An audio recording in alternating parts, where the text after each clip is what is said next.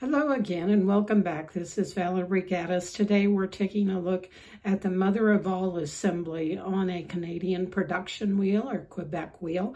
We've been taking a look at this very slowly, and today I want to take a look in general at the mother of all flyer, bobbin, and whirl assembly, and also the leathers. And we'll look at each little piece individually, starting at the bottom. This is a U-bolt tension assembly, and you can see the U-bolt goes down into the table. It's tightened with some screws underneath the table, and they're just thumb tight.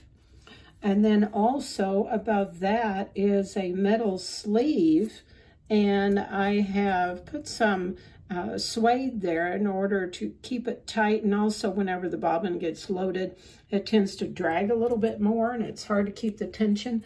But I also want you to observe there's really no space in between that U-bolt and the bottom of the mother of the all.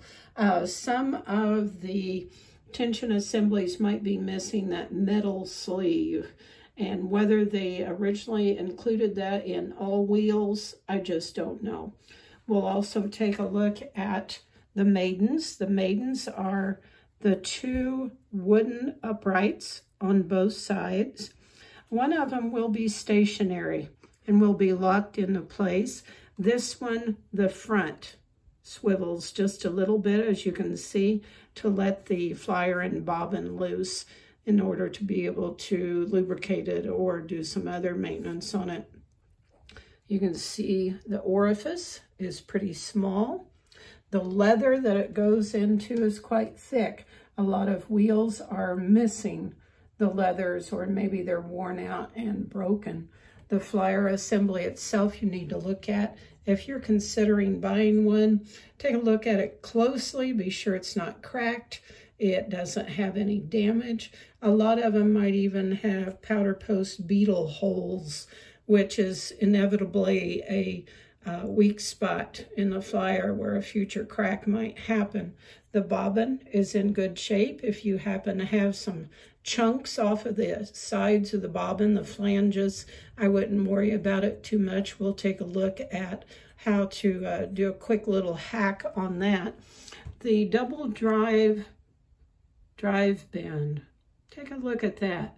We have two grooves on the whirl, which is the far side, one groove in the bobbin.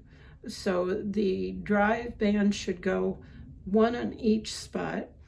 One of the grooves of the whirl will not be used whenever you're spinning.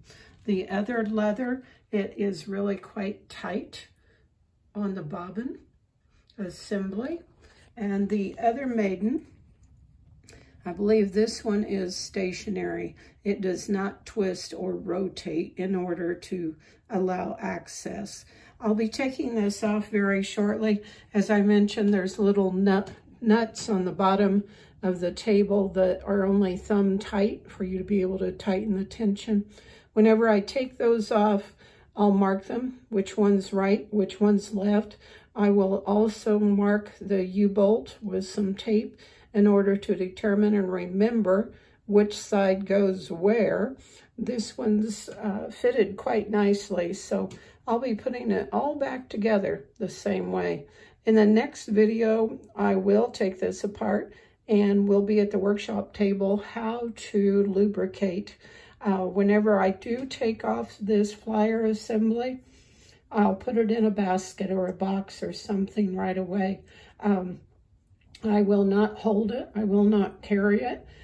There's just too much risk of damage and dropping. The flyers are very expensive to have made.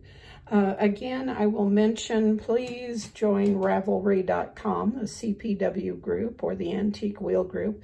The CPW group in particular has so much knowledge in the hive mind. I could not begin to tell you all the little ins and outs of the Canadian production wheels. Hope to see you in the next video. Bye.